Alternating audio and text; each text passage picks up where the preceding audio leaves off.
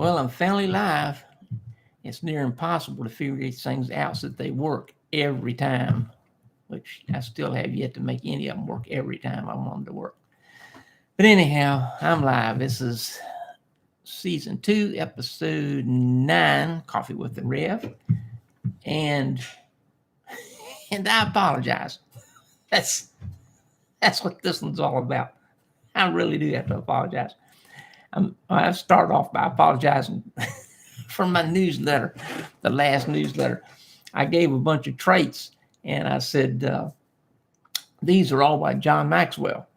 Well, I read so much stuff. I'm not trying to make an excuse. I'm just telling you the facts. I do read a lot of stuff, and it actually was by Patrick Lencioni. You see, they were really by. So if you clicked on the link, it's got Patrick's name there, not John's. So you guys probably got a big laugh out of that.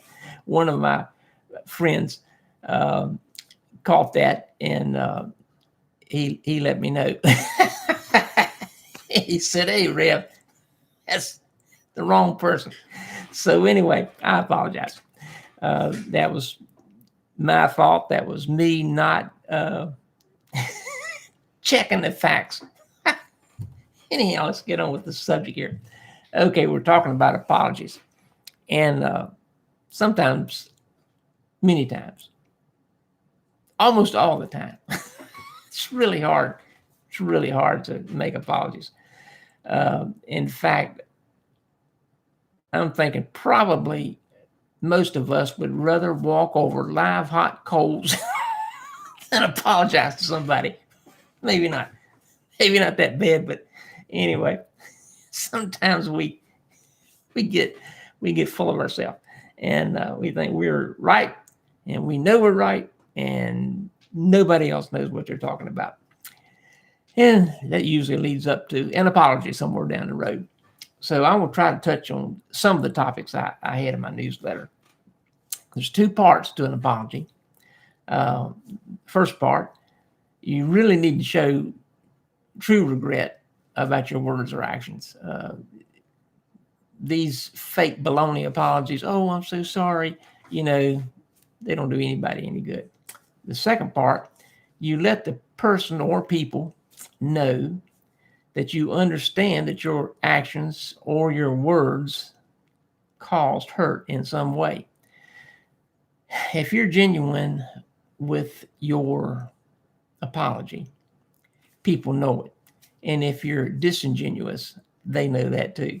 It's ridiculous how I've seen some managers go like, "Well, I'm so sorry that," no, they're not. you know good and well they're not sorry. So you apologize for many reasons. Here's some. Sincere apologies help to rebuild relationships with people that you have injured or offended. That's pretty plain and simple. When you own up to a mistake, you open a dialogue with the other person. When you say, I'm so sorry. I'm so sorry I put John Maxwell instead of Patrick Lencioni. I really am. But anyway, you guys can perhaps, hopefully, understand that we all do make mistakes, and I'm like everybody else. And apologizing will help you act better, hopefully, in the future. It helps you to maintain your own self-respect and restores your integrity in the eyes of others. When you make a sincere apology, other people raise you up a notch in their thinking. It's just human nature. You're truly sorry? Man, he or she really is sorry that they said or did or, whatever. Okay, let's go from here. Here's a thought. This was me. Not now, years ago. Maybe I don't want to apologize. Yeah, yes, I was like that. Okay, this could damage relationships. It could harm your reputation. It could also limit your career opportunities. Oh, yeah. No one wants to work with someone who can't own up to their own actions and mistakes and take responsibility for them. You could be a manager or a team leader, foreman on a job, pastor of a church, school teacher, a teacher at church, Sunday school teacher. If you refuse to apologize, it negatively affects anybody with whom you're associated. That's a fact. It's hard to apologize. Yes, it is. That's not anything new. It is hard to apologize. I had a time developing the trait to be able to apologize. I learned to apologize to my children. I learned to apologize to friends. I learned to apologize to just anybody that I had offended. It was not easy. And it may sound easy, but it's not. Because something in us does not want to say, I goofed up, I messed up, I was wrong. The Fonzie on Happy Days. He had a hard time saying wrong. In fact, I don't think he ever said it. He got the rrr out. But anyway, you get the picture. When you are apologizing, and I wrote down it takes courage, and I'm not trying to be cheesy. I'm just saying it does. It takes an amount of courage to make yourself vulnerable and say, man, I am so sorry. However, I made this note. You feel open to be attacked. And have all the blame put on you. Man, that is absolutely true.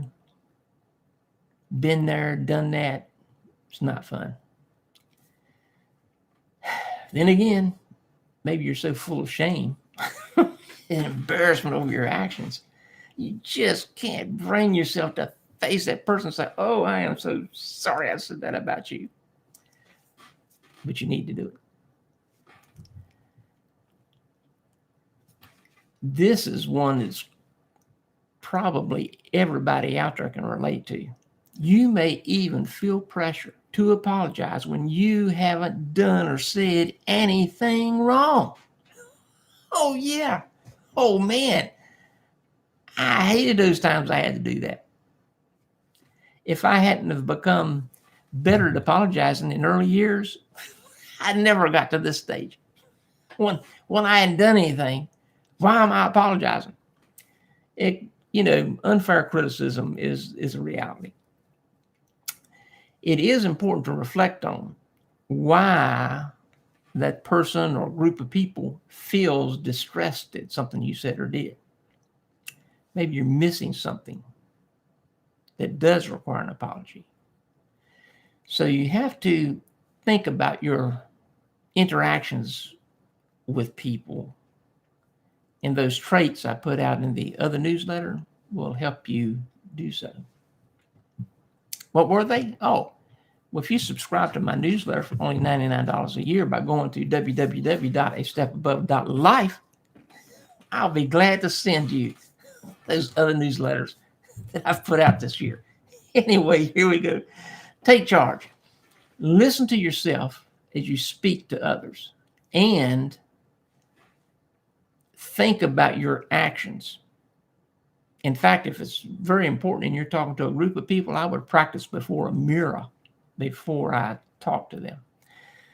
Be aware of your interactions with each person with whom you have contact. Here's one. Are you neutral in your responses to different individuals? That person that really gets on your nerves, how do you respond to them? And there's one that you love being around because they're so friendly and outgoing. How do you respond around them? You have to be neutral. neutral. Become a good listener before responding. Listen to what the other people are saying to the best of your ability. And then respond. Don't react. Respond. Anyway, that's it for June the 7th. Man, is it the 7th? Sure is. June the 7th, 2021.